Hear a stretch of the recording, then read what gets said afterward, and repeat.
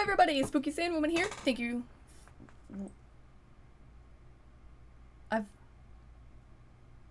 What? I just forgot what I was saying. I think that was a new record on how fast I forgot something. Good job, me. Hello everybody, Spooky Sandwoman here. Thank you for checking out episode 19 of Asagao Academy. This episode, I don't remember anything. Fuck, it's 6 o'clock. Ignore that.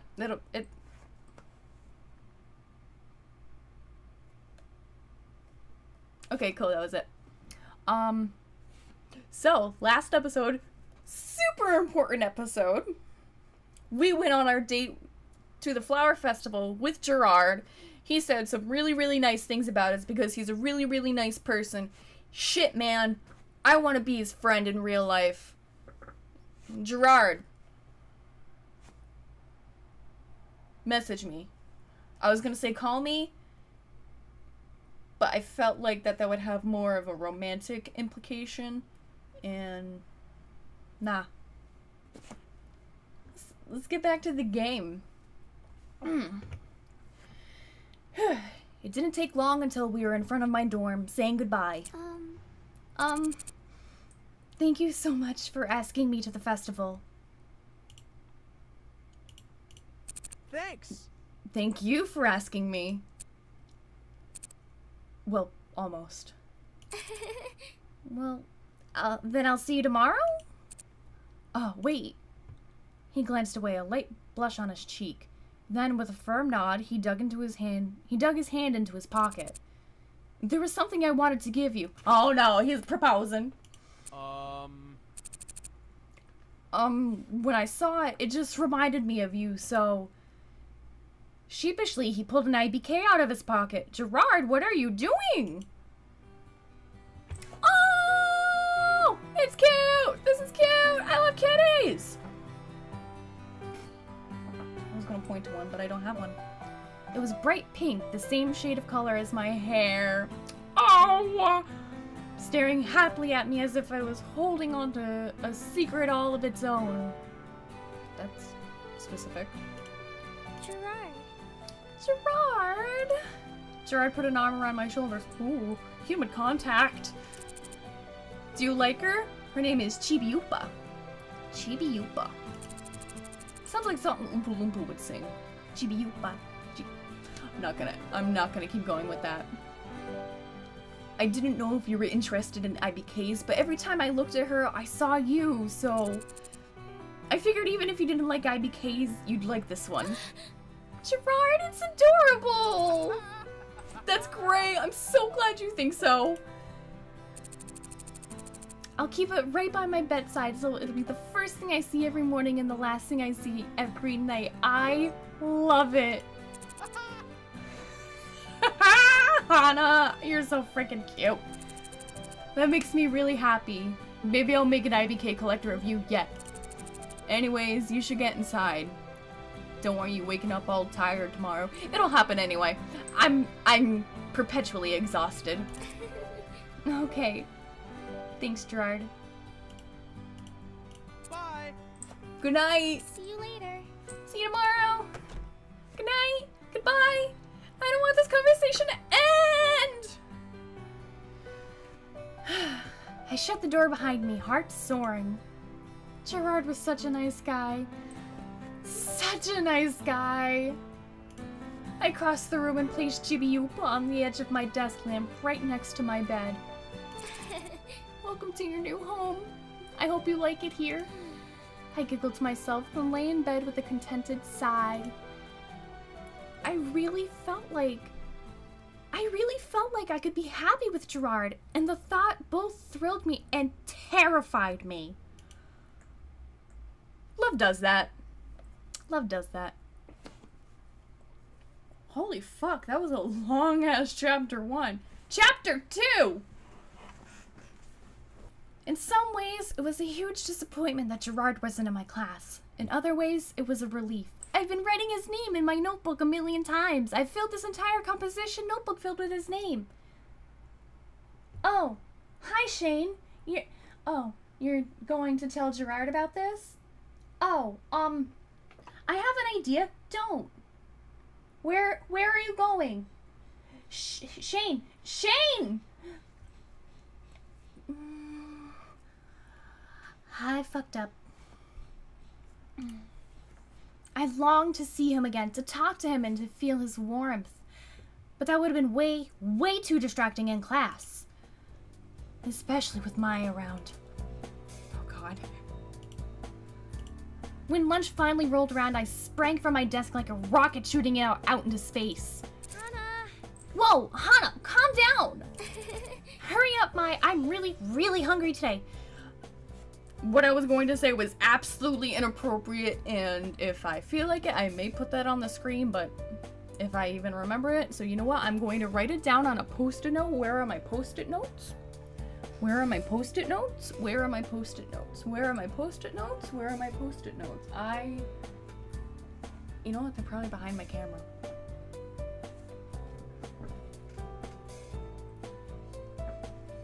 Give me a mo. Did I just fucking say that too? And also 2018?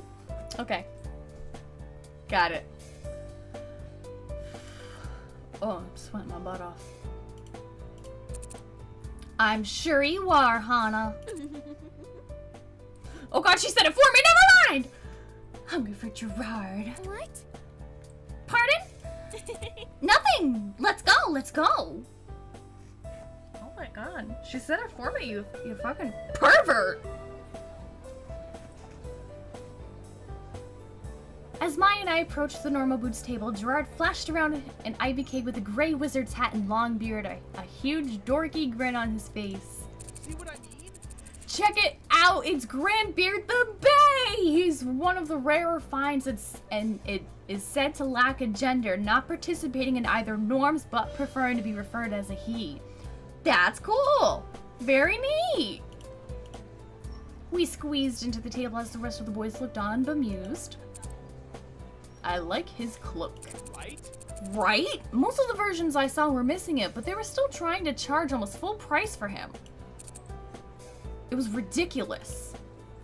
The boys nodded slowly. Nobody else seemed to know what to say despite Gerard's intense enthusiasm. Well, congratulations. Thank you. Thank you! Gerard glowed with pride, completely oblivious to the weird looks he received from students at other tables. Fuck them! He truly didn't seem to care what other people thought about him. I had no idea how he could stick to his guns without feeling even the slightest bit ashamed. As Gerard returned to his seat, I waved sheepishly at him. Good morning. Hana, good morning. How are you? Morning. I'm great, thank you. How are you? I'm fantastic. Even better now that I've seen you. Oh, I couldn't wait to show you Grandbeard. Yeah, he looks really cool. Super cute. Awesome. Yeah, apparently Grandbeard casts magic with his hair, and his secret weapon is his eyelashes. Fancy. I wish mine could do that. Now that I mention, Grandbeard's long lashes stretched out from his face in a somewhat creepy way. Other than he looked like a cuddly old kitty, but those eyelashes. Excuse me, can I see that figure? A young student, probably a first year, approached the table and poked Gerard in the back. Don't poke people in the back. Uh-huh. Of course! Oh no, he's gonna run after it. He turned completely around, chatting animatedly about the kid about the trade he made for Grandbeard and the myriad route it took to get him. What the fuck? I watched him, happiness filling my heart. Gerard was just so cool. Even in the times I had stayed true to myself in my old school, I ended up feeling a constant gnawing anxiety, wanting to take it back or make up for it in a way so it would go away. Gerard just seemed to be happy. When he was around, even I could show my interest in his strange hobby without feeling bad about it. Earlier in the year, I would have felt more embarrassment for him than he did. As I looked more closely at Grandbeard the Bay, I remembered my own Chibi-Yupa, and a sudden thought occurred to me. I was probably in the same boat as Gerard. If anybody ever found out about her, I'd be mocked to hell and back. Probably not as bad as Gerard, given I was a girl, but I could already hear the whispers pointing out that I had no business being involved in the Normal Boots Club when I was clearly such a weirdo. Don't do that. Mimi would never let me forget it either, would she? Every time I ran into her in the bathroom, she'd mock me. Maybe people would even try to take Chibi-Yupa away from me. A feather-light touch tapped my shoulder, and dark thoughts were banished. Mai motioned me to come closer and leaned in to whisper in my ear. What do you think about Gerard's itty bitty kitty collection? I mean, honestly speaking. Honestly speaking? Honestly? Ooh, oh, no, fuck, I don't know the right answer, because there's 3!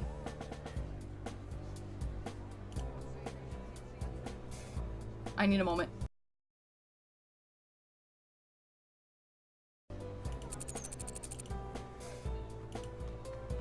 And I admire how much dedication it probably takes to collect something for so long. Mai nodded passively, apparently quite aware that I was backtracking. I turned away, cheeks burning.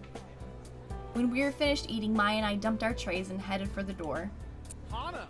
Hana! Mai and I turned, and an eager Gerard ran up to us.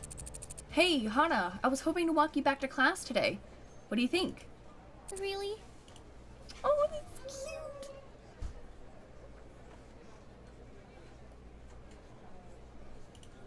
cute! Me? Why?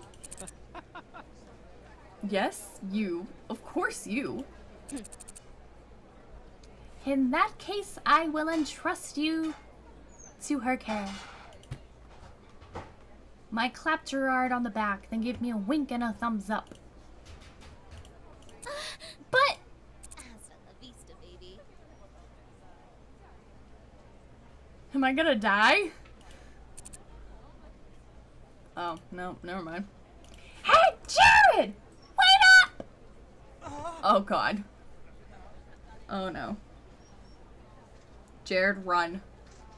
Jared glanced over his shoulder, and upon seeing Mai's enthusiastic form barreling towards him, he immediately sprinted out the door. Good man. Unfortunately, if there was one person on this earth who could give Jared a literal run for his money, it was Mai. It was Mai. She dashed through the door, and clouds of dirt kicked into the air around their chase, a veritable sandstorm spitting up through the Asagao campus. Anyways, what's up? Nothing is up. I just wanted to hang out with you. Damn it, that's cute, man.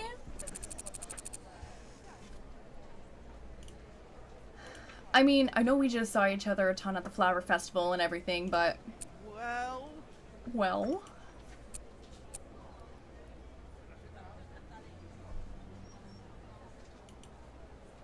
At the mention of the Flower Festival, we both fell into an odd silence, memories floating in the space between us. Yeah. Yeah, that sounds great to me. What sounds great to me? You didn't say anything. Great. What just happened? Gerard beamed at me and pushed the cafeteria door open. What are we doing? We stepped into the fresh spring air, the remnants of Mai's chase still drifting in the distance before us. Now that Gerard and I were alone, I didn't know what to talk about. It was weird. We had feelings for each other. How were we supposed to talk? Gerard strolled next to me, staring up at the deep blue sky. Think of something, Hana.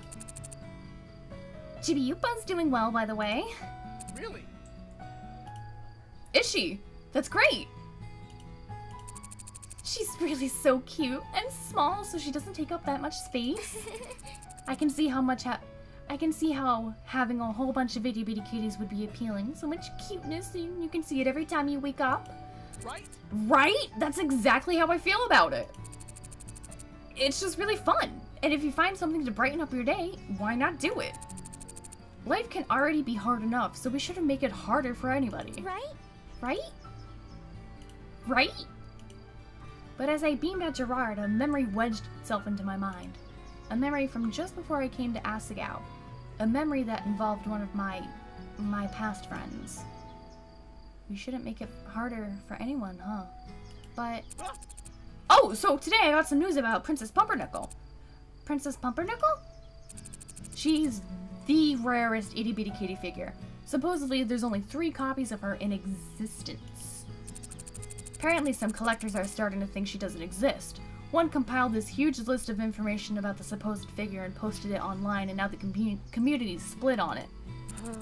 Even direct feedback from the Itty Bitty Kitty Committee didn't calm the flame war. It's gotten intense.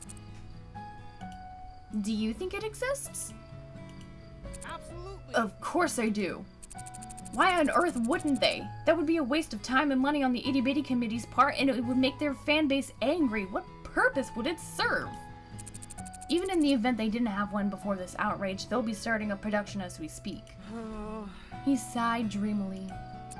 I can't wait for that day I have my very own Princess Pumpernickel. Can you imagine? I shook my head. I had no idea what it was like to long for something so intensely, nor to stay so upbeat in the event of an almost inevitable failure. Seriously, only 3 copies in the entire world? And the developers probably own one of those for sure. But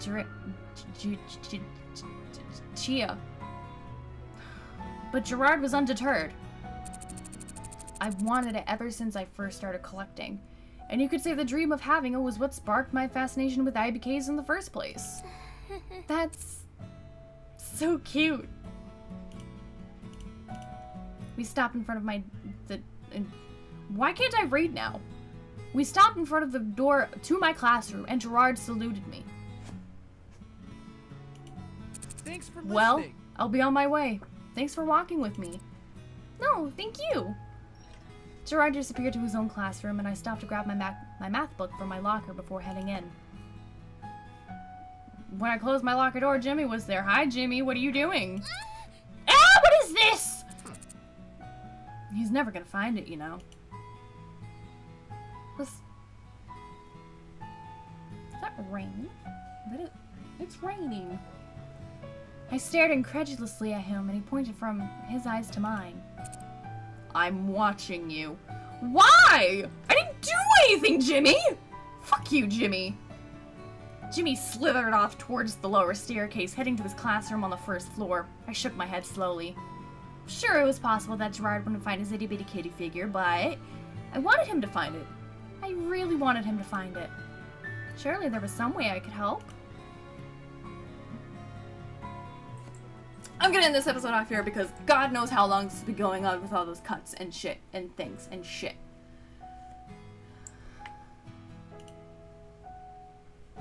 Yeah. So thank you guys so much for watching. If you enjoyed, go ahead and leave a like and subscribe. Share with your friends if you like fucking slithery ass Jimmy Wetzels. Wetzel? Weetzel? Wesselly. Nailed it. Bye-bye. What a fucking dweeb I am.